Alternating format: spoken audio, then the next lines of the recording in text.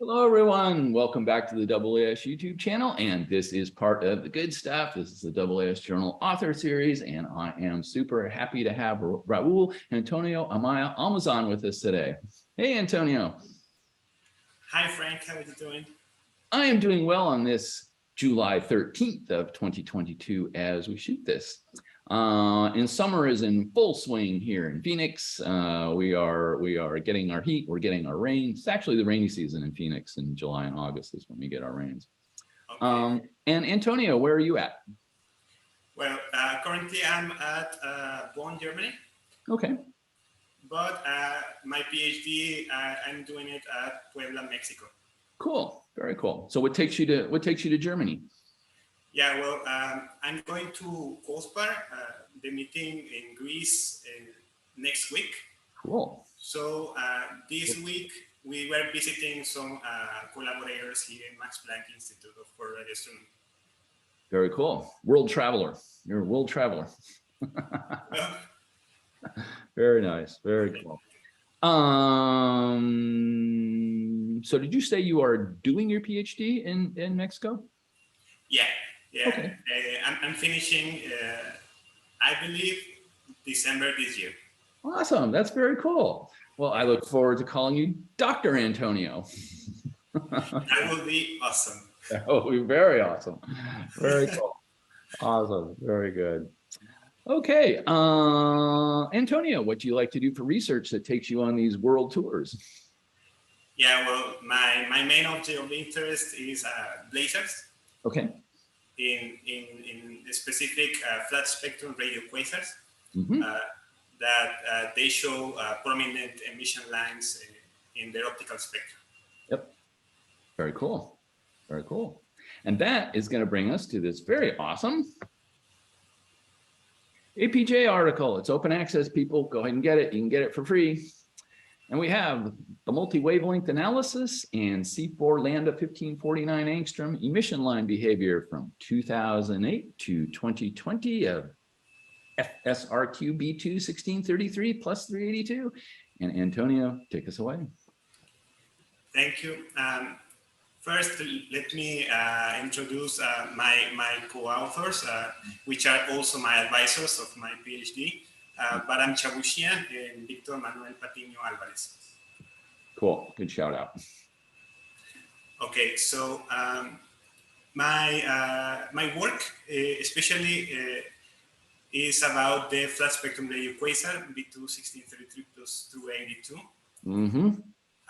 This blazar is really interesting since it shows the carbon 4 emission line in the optical spectrum, and this allows us to study the broad emission, the broadline region in this kind of objects, and then we can try to find the location of the gamma ray emission and also the mechanisms that are producing these gamma rays.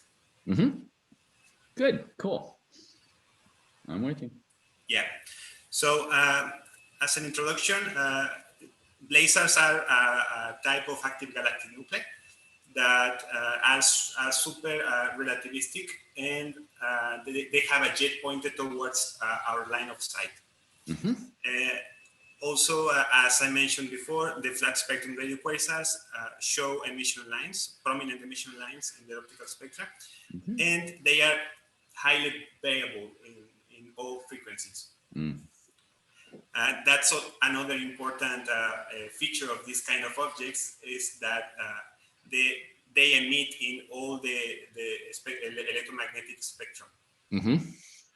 That's why it's really interesting to study them in every wavelength that we can obtain data, of course. Cool. The spectral energy distribution has mainly two humps. One is of the low energies, which is dominated by synchrotron emission. And then we have another bump in the high energies, which is mostly dominated by inverse Compton. Okay. Which can be from two different mechanisms in this kind of objects. So the dominance is still something in debate, but fair enough. they can be emitted in two different processes. Mm-hmm. The first one is when the seed photons, the photons that are quite low energy, which are going to be taken to higher energies by the relativistic electrons. These seed photons are coming first from within the jet itself, from synchrotron emission. This process is called synchrotron self-compton. Yes. Then we have another kind of mechanism, which is external inverse Compton, which these seed photons, as the name intends to say, is from external sources, like the broadline region, the torus, the accretion disk. Okay, yep. So this is something to keep in mind for future things I'm going to discuss. Cool, I will. So also the location of the gamma ray emission region in this type of sources is still not well agreed in the community. That was well said. Yeah. So some people say that the gamma rays are emitted within the broadline region in a parsec scale jet, yes. And then another people are saying that it's further downstream the jet. So we have these two options, but also we have now a third option, that is we can have both locations in the same jet in different times. Sure, yes. Okay. Uh-huh. So if we move. Okay. And we have some, there we go. There's your continuum MG2 emission. Optical Spectra. Got a little bandwidth. So also another important relation that we can observe in this kind of objects, as I said, from the spectral optical spectra, we can obtain the fluxes of the emission line and the continuum emission. So then we can use them to find the luminosities of these two features. So this relation is important since it's been estimated for samples of quasars that are radio quiet. As I say here in this part from Shen and collaborators, and from recent works we have seen that flat spectrum radio quasars do not follow this relation. So it is important to investigate this relation in this kind of objects to see if we have an agreement or not. This is important since these kind of relations are used to find the black hole mass by reverberation mapping or single epoch techniques. Yes. So good. Another important fact in this kind of studies is that in these objects has been found an additional like broadline region that is related to the jet, yes, that might be an outflow, yes, but another people also suggest that it could be due to a red giant interacting with a jet and leaving the outer shells there to enrich the medium. So that is also on the debate, but recent observations, including this work, it's more towards the outflow. Okay. All right. So we can move to the observations. Sure. Optical spectra. Yeah. So we used the optical spectra from the publicly available data collection of the ground-based observational support of the Fermi Gamma Ray Space Telescope at the University of Arizona. Down the road. And well, I downloaded the data and first applied a cosmological correction, and then I started to play with that and with them. First, I had to apply a spectral decomposition, as you can see in figure 1, I think. Let's go to figure 1. Let's go to figure 1. Yep, there it looks like a decomposition. There we go. Yes. Okay. So this is an example of a spectrum of this object, and as you can see, we have the carbon-4 emission line, and also another smaller lines like helium-2 and oxygen-3 semi-formula. Yes. Yes. So first we fitted the continuum as a power law, which is the dotted blue line in the top panel. Yeah. I'm waiting. And then we fitted the additional components with, in this case, with a Lorentzian, since you can see the profile is mostly a Lorentzian. Yeah. Yeah. And then we, since we are only interested in the emission of the carbon-4, we subtracted the components that we don't need, as helium-2, oxygen-3, and the continuum. Then the continuum also, we estimated it at 1450. Okay. Yeah. I'm with you. However, the relation that I told you earlier from Shen and collaborators, they used in their sample the continuum at 1350. So this part of the spectrum was not available in the data. So we had to use another sample of lasers from the BC-CAT, Roma BC-CAT from Massaro and collaborators, and we estimated the value of the continuum at these two wavelengths, 1450 and 1350. Okay. And then we found a relation between these two emissions. Okay, good. I'm with you. Yeah, with this relation, we estimated for our sample the value of the flux in 1350. Yes. Yes. Yes. Okay. Very good. So now we can go to below. Let's go. Yes.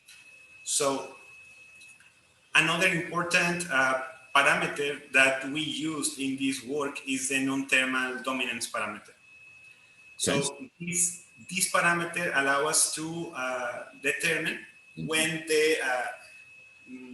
the continuum is dominated by the emission of the accretion disk or of the jet. Yes. Yes. Non-thermal being from the jet, thermal being from the accretion disk. So when this non-thermal dominance parameter is between 1 and 2, we say that the accretion disk is dominating the continuum emission. When the non-thermal dominance is equal to 2, which it almost never happens because of the errors and stuff, it would mean that the emission from the accretion disk and the jet are exactly the same. Oh, okay. 50-50. And when we have NTD larger than 2, then the jet is the dominant emitter.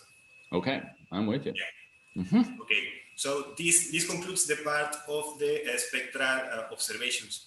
Cool. So now for the photometric observations, first we estimated the flux of the gamma rays from the Fermi Large Area Telescope between the 0.1 to 300 giga-electron volts. Okay. And it's important also to notice that we estimated this only when the test statistic was larger than 15, I believe. Okay. Okay. So we also obtained the Swift XRT data for the X-rays, and also for the photometric B band from the Stuart Observatory, as well as the polarimetric data, the polarization angle and the degree of polarization, optical degree of polarization. Yes. And we obtained also the millimeter emission from the submillimeter array. And finally, the 15 gigahertz data from the Owens Valley Radio Observatory. Nice. So we got multi-wavelengths going on here. Very good. Yes. If we can see the figure 3. Figure 3. Oh, here we go. Yes. Down a little bit. There's our multi-wavelengths. There we go. Very cool. Yeah. So we have all the different emissions that I described earlier, the gamma rays, X-rays, the two that I estimated from the optical spectra, which is the continuum, then the carbon-4 emission line, then the B band, 1 millimeter, 15 gigahertz, the polarization data, and also we put it here the non-thermal dominance parameter. Oh, very good. Okay. So that we can see which parts are being dominated, but the continuum is being dominated by the disk, and when by the jet. That is the dotted line, black line, is equal to 2. So when the data is above, we know that the jet is dominated, and when it's below, the disk is dominated. Yes. Okay. And what are the orange and green bands? Oh, yes. So the orange bands represent ejections from the BLBI 43 gigahertz core from the work of Jorstad and collaborators, I think in 2017. There we go. Got it. Yep. Yes. And the green is from the Algaba and collaborators that also are ejections from the BLBI core. Yes. Okay. Got it. So here, with these ejections, we can already see when the jet is contributing most in all the time. Yeah. Right. You might expect that there. Yes, I'm with you. Yes. Cool. So we can now go to part 3, which is cross correlations, I believe. Yeah, let's see where we're at. Cross correlations analysis. Yes, there we go. So we've got our data. So one thing that is really interesting with this kind of studies when we have observations in multiple wavelengths is that if we perform a cross-correlation analysis, we can find these delays between the emission of the different wavelengths. Okay. So if we find a delay with a statistically significant correlation, we can then try to give a physical interpretation of this delay. Yes. Okay. Yes. Also, we test for spurious correlations, since not every correlation that we see is real. There are also correlations that are due to one of the light curves. So in cross correlations, we take the light curve of one band and compare it to the other band. Yes. So sometimes these correlations that we find in the cross correlation function is due to one of these two bands. So it doesn't have nothing to do with the relation between the two. So this kind of correlations we eliminate them since they are not really interesting. Okay, I'm with you. Yes. So we can see in this figure 4 one example of these kind of cross correlations. Yes. So here we took the emission from the carbon-4 emission line and the continuum. Okay. But we separated them in two different samples. One when the disk was dominated, which is the top part of the figure. Yes. And the bottom part is when the jet was dominating the continuum. So here we can see as every people knowing something about quasars that the emission line and the continuum have to almost always have to show a correlation between the disk and the emission of the line, since the broadline region is reverberating the emission from the disk. So here we see correlation in the three different methodologies at almost zero delay, which with our estimation of error is between 1 week and 0 days. Okay. So we can say that this part are almost emitted at the same time. Yes. So these emissions are co-spatial. Yes. Yes.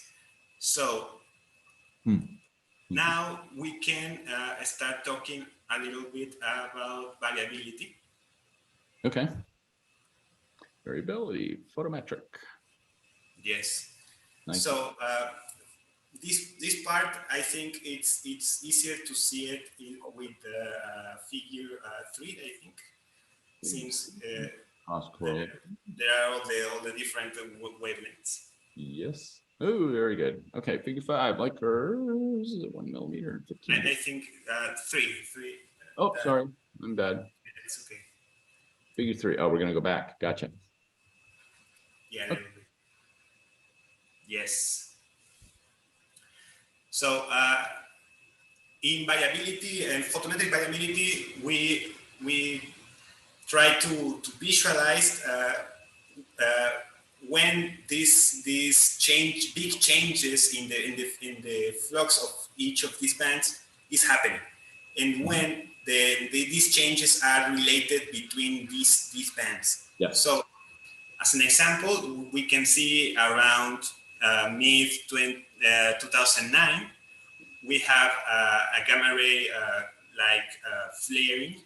And then we can see also that in the B band, it's also increasing the flux a little bit later in the 1 millimeter and a little bit later in 15 gigahertz. Okay.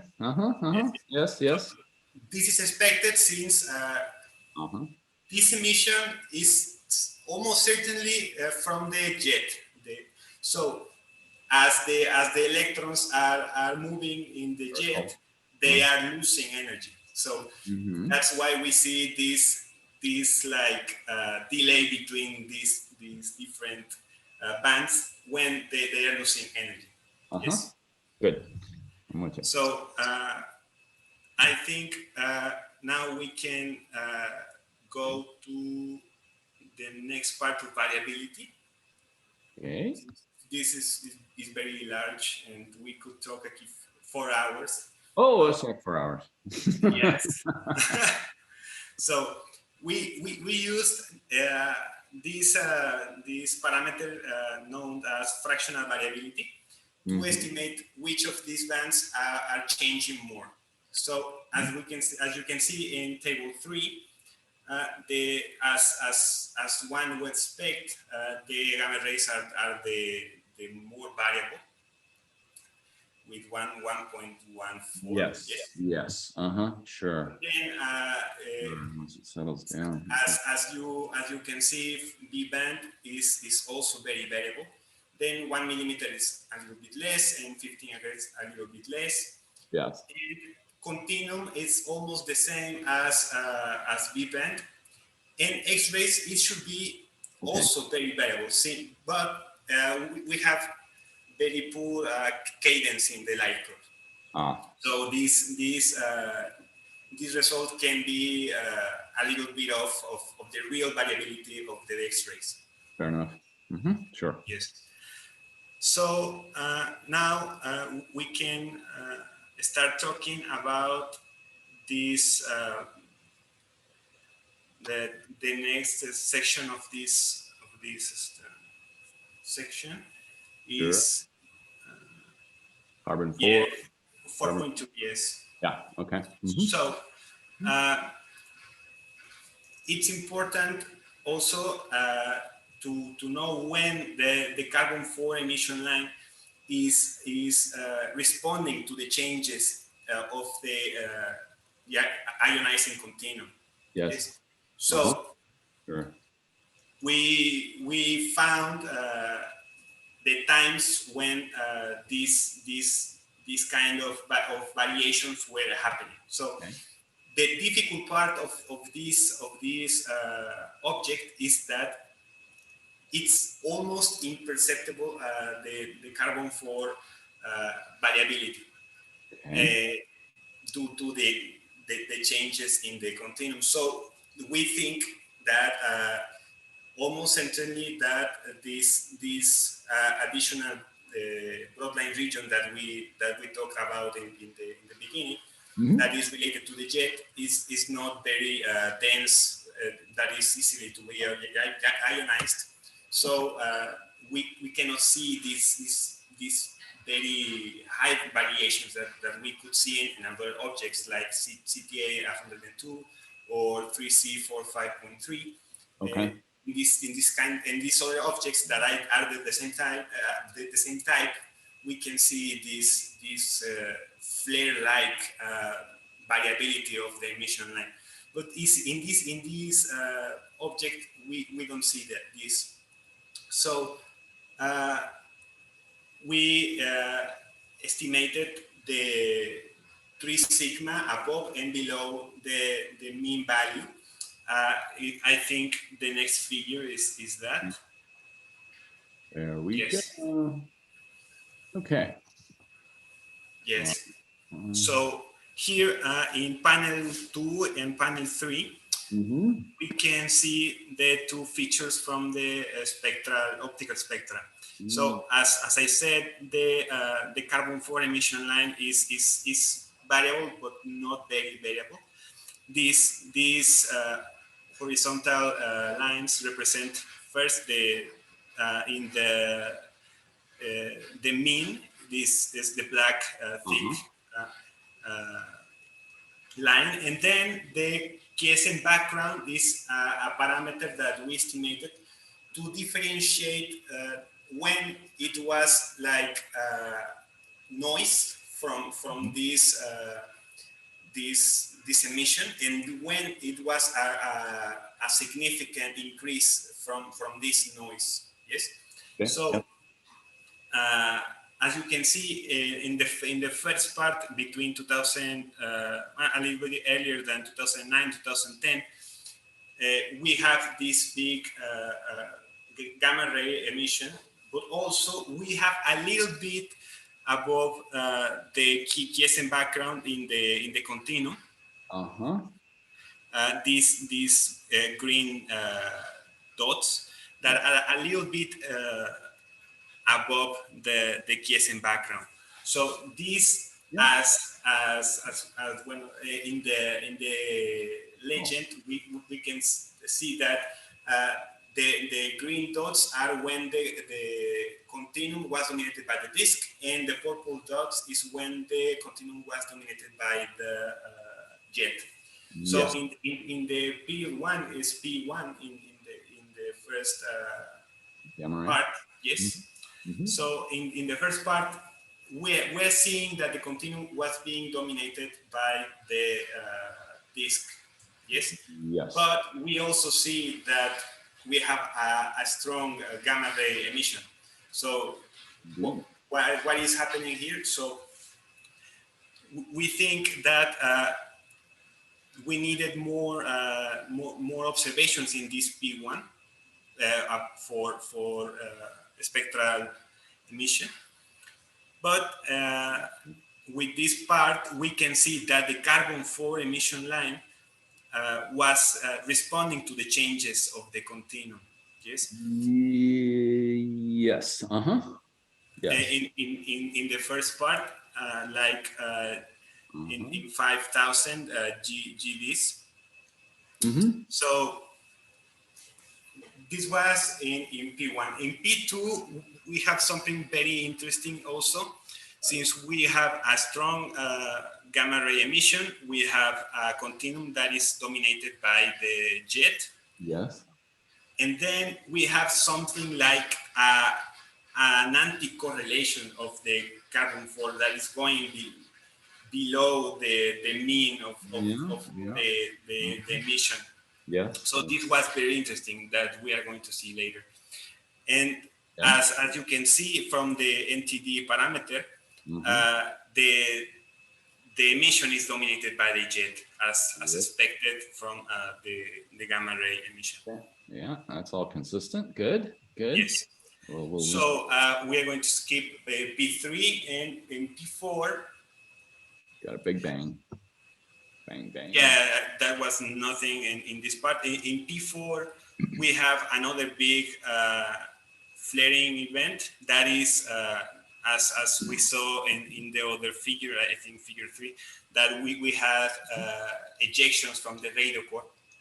So it's expected to have this flaring of gamma. And then we have that the continuum is dominated by the jet, as you can see by the purple. Yes, and then the carbon-4 emission line in this part did not do anything. It was like in the mean. Yes.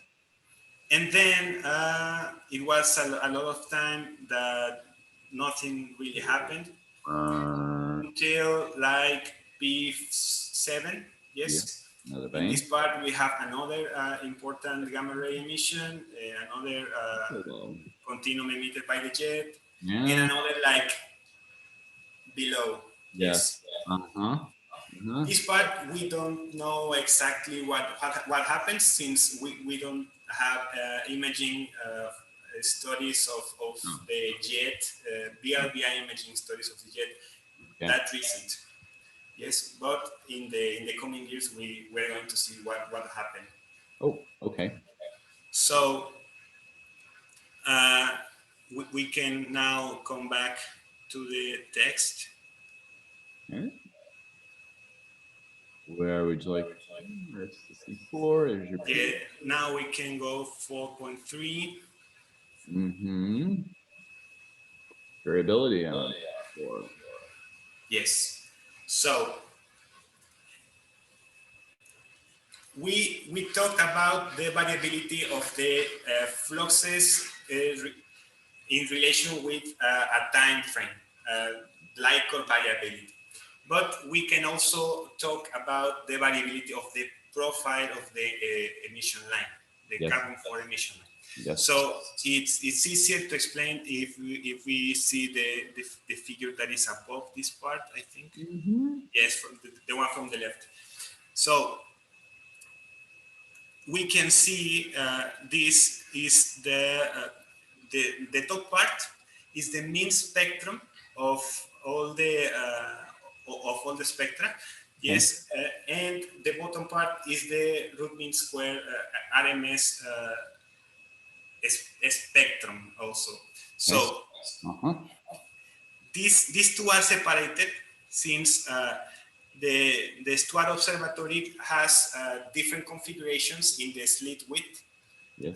and we cannot compare them since we don't have the observational correction of the width. So okay. we estimated this separate, but we obtained similar results, as you can see. So we're going to talk about the left one, since it's the one that has better signal to noise ratio. You can see that the RMS is like it has like a slope, yes. Yes. And the slope is towards the blue part of the spectrum. Yes.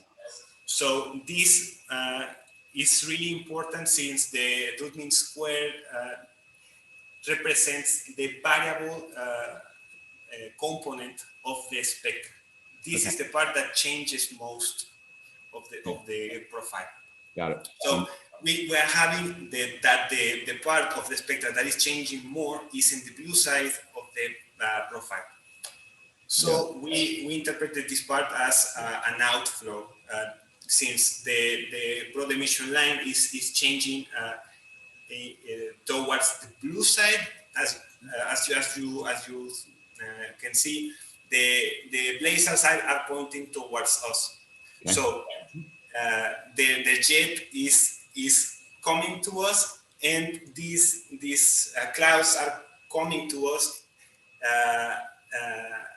If these clouds are coming to us, we are going to see them a little bit bluer or more blue, yes, since Doppler effect. Mm-hmm. Yes. Yes. So this is this important part. Got it. Yes. Okay. That's important. Yes. Now we can move to the next section. Okay. That would be the luminosity period. Yes, luminosity relation. Mm-hmm. So we can also use the figure 8, which is Let's do that. That's a pretty one. So in the introduction, I told you about the relation for radio quiet quasars from Shen and collaborators. Okay. Yes. Which is the red, mm-hmm. And the dotted is 1 sigma of error of this relation. Mm-hmm. So as you can see, the points are not following whatsoever this relation, are completely another way. Yes. At least within outside 1 sigma, there are most of the points. Mm-hmm. So okay. Since this is really important for the estimation of the broadline region size and the black hole mass, we extend that this is important to use only the part when at least is within 1 sigma. The observations are within 1 sigma. Okay. Since this you can say that are following the relation and are being dominated, the continuum is being dominated by the disk, which is important for this kind of estimations. Yes. But the other part is all over the place and outside 1 sigma, and we cannot say anything from this figure. So we can go now to the next part of this section. Luminosity relation. Ooh, there we go. Luminosity relation. Yes. So as you can remember from one of the figures that we separated different colors, green and purple. Green as the observations that the continuum was dominated by the disk, and purple when the continuum was dominated by the jet. So we also here separated these relations for the different periods of time that we also define in that other figure. And that's just to remind people, that's right here. Right. Yes. There's our P1. That one. P1, P2, P3, P4, and the two different colors. Right. Yes. Yes. So as we saw in P2, we see a relation, an anti-correlation between the continuum emission and the emission line. Yes. So we estimated here the Spearman correlation test, and we found an anti-correlation, significant anti-correlation of -0.47, if I remember correctly. Okay. And it is really interesting since in figure 2, if we can come back to figure 2. Sure, no problem. Figure 2, yep. This is our relationship. No, sorry, figure 3, the multi-wavelength. I like figure 3. Yes. So here between 2011 and 2012, we have an important gamma ray emission. Yes. Yes, but we don't have an ejection, a bar, a band, an ejection from the radio core. So if this gamma ray emission was not driven by an ejection from the radio core, it could be from a shock between one component with another, but it wasn't observed also neither. So Thierry and collaborators in 2012, I think they interpreted this gamma ray emission flare due to changes in the geometrical aspect of the jet, so that we could have Doppler boosting, and we could see these changes. Okay. So one thing that is not in agreement with this interpretation is the polarization angle. As you can see also in this part, the polarization angle between 2011 and 2012 is that it doesn't change much. Yeah, it's pretty flat. Yes. So Thierry and collaborators said the jet must be changing, therefore the gamma ray emission is due to these changes, geometrical changes. So if we are seeing geometrical changes, we should also see changes in the polarization angle, since we are going to see the jet in different perspectives. Right. Right.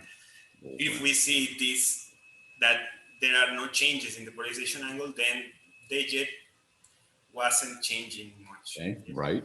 Yes.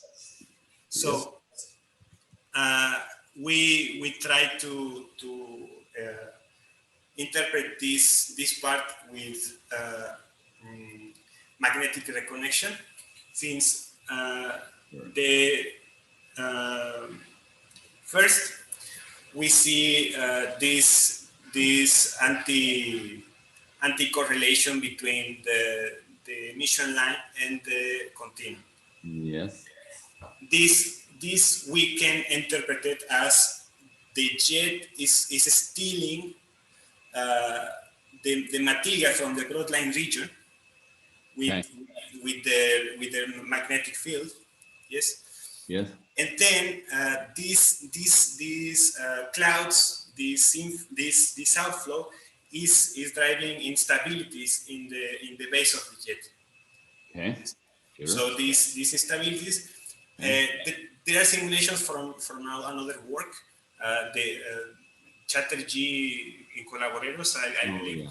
that they do general relativistic magnetohydrodynamic simulations, and they say that this kind of winds can induce oscillations in the base of the jet, and then induce pinch instabilities, which then induce magnetic reconnection.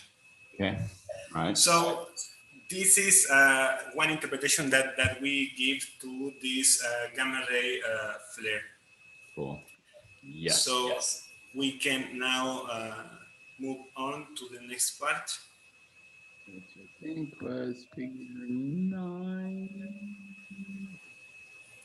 Okay, so no, we covered this. But that was an interpretation of that. Okay. Yeah, I think this was the last figure. Yes. Okay, so we can now move to the summary, since the discussion I was discussing as I was Here we go. telling you the results. Yep. Yeah. Connection there. Okay, very good. And then you can visualize. Yes. Cool. So as a quick summary, we found a delay between the 15 gigahertz and gamma ray emission regions of, I think, 70 days, which then, with Monte Carlo simulations, we estimated the distance between these two regions, between the region of 15 gigahertz and gamma ray. Okay. And we found around 4 parsecs between these two regions. Okay. Yes, and from the literature, I believe that is from Pushkarev and collaborators, I think that the distance from the base of the jet to the 15 gigahertz was estimated as 41 parsecs. Okay. So if we subtract these two, we obtain the distance from the base of the jet to the gamma ray emission region, which we estimated as 37 parsecs. Cool. This is important, since as we told you in the beginning, in this kind of sources, is in debate where this gamma ray is emitted. So we find that is well beyond the parsec, the inner parsec. Oh yeah. Yes. So we also we didn't find a correlation between the continuum emission and the carbon 4 for the full time period. As you saw in the figure, it was like a block. The points were equally distributed, and we estimated the Pearson and the Spearman tests, and it wasn't a correlation, a statistical, not even an unstatistical correlation, nothing. Cool. So that was the thing that led us to separate it for different periods. So when we separated them in different periods, we saw this correlation this anti-correlation that we found in P2. Yes. Yes. With carbon 4 down. Yes. Another important thing is when we did the cross-correlation analysis, we separated the figure that we saw that we did the cross-correlation between the carbon 4 and the continuum for when the continuum was dominated by the disk and when was dominated by the jet. When was dominated by the disk, as I said, we found a delay around 0 days. But when we estimated the cross-correlation for the jet-dominated sample, we found a delay, I think, like 200 days, which is not easy to interpret. We can say that maybe these two variables are related, but maybe, as I said here, the disk is affecting the jet, so it's not easy to interpret this other correlation that we found. So we also found that the carbon-4 flux increased above the mean by 3 sigma in different periods when the disk was dominating. So the carbon-4 emission line is responding to changes of the continuum when the disk is dominating, which is expected. But we also found that it decreased, this flux decreased when the jet was dominating. So this was the interpretation that we said about that the magnetic fields is stealing these clouds. Okay. Also, there is a largest variable component in the blue wing of the carbon-4 emission line that we interpreted as an outflow of rod-line region material in the direction of the jet, also in our direction, moving in our direction. Yes. The fifth point is that the luminosity relation between the continuum and the carbon-4 does not follow, as I said, the relation that was found for radio quiet quasars. So this is really important since this kind of relations are used, as I said, to estimate the black hole mass. Yeah, so right. If we estimate the black hole mass using reverberation mapping or single epoch techniques for this kind of objects like flat spectrum radio quasars, or maybe even for radio loud quasars, we could have a strong error in our estimation of the black hole mass. So this has to be taken in consideration. Yep. And then the luminosity relations, as I said, in the 2011 flare, we found that the carbon-4 emission line decreased as the continuum increased. Yes. And finally, that the 2011 flaring event, gamma ray flaring event, was probably produced by magnetic reconnection, which causes the acceleration of these particles due to a magnetohydrodynamical instability. Cool.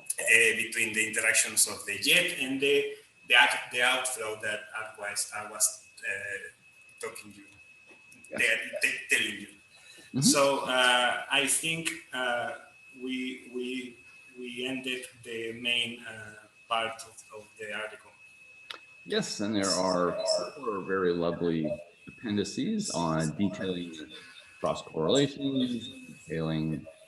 Yes, so in Appendix A is all the figures of the all multiple wavelengths, the cross correlation of the multiple wavelengths, as the people can check. Then in Appendix B, we is the methodology for the cross correlation analysis for each of the different methods that we used: the interpolated cross correlation function, the discrete cross correlation function, and the C-transform cross correlation.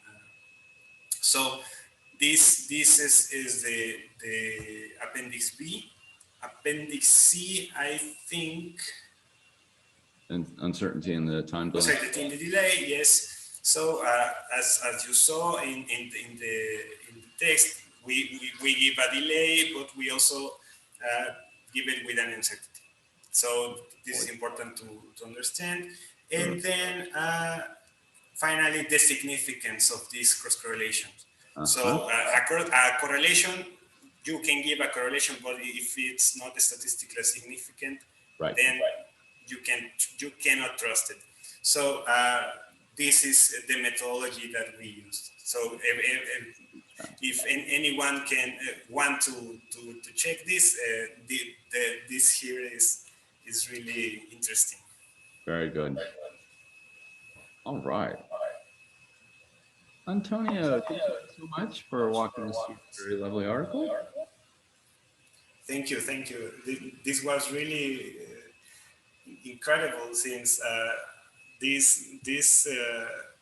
work is, it took so much time to develop, and then to the process of reviewing and everything. So when people are seeing your work and want to hear about your work, it's incredible. We put a lot of time and energy into our articles, and very rarely get to actually talk about our articles. And so I think one of the advantages of this format is, you know, we can walk through the article as it's and go through it. So good. Yes. So you mentioned it a couple of times, and so let me push on that. You know, where do you think we go, let's say, over the next 2 to 5 years? Are there additional multi-wavelength observations of the same object, or are there campaigns to do multi-wavelength observations of a different object, related object? Yes. You know, just sort of where do we go, let's say, well, between when you graduate as Dr. Antonio and a little bit beyond that? Yes, well, it's really interesting to keep performing these kind of studies to other objects. So if we want to perform this kind of study in this object, we have to wait a lot of time to have more observations. 12 years. So we can study other objects using this same approach, multi-wavelength encapsulation, and finding the relation between the emission line and the continuum. So this can be performed with other sources. So we are currently working with other sources like BKS 1510 and TON 599 and other ones. So this is important to keep looking for. And also it's the BRBI observations are really interesting. So in this subject, people can study more these regions with BRBI, and I think the data it's already there. So we can like make the fitting and find the velocities and everything about the components of the jet. So this can also be done and find like correlations between gamma rays and other wavelengths. So this can be another way to further extend these kind of studies. Nice, very nice, very cool. Well, I look forward to this over the next couple of years, seeing this develop over with other objects with the similar multi-wavelength approach. So very cool, very cool. Antonio, thank you so much once again for walking us through your very lovely article. Appreciate it. And that will do, everyone. And I hope this made your astronomy day just a little bit better. And we will see you on the next one. Bye-bye. See you.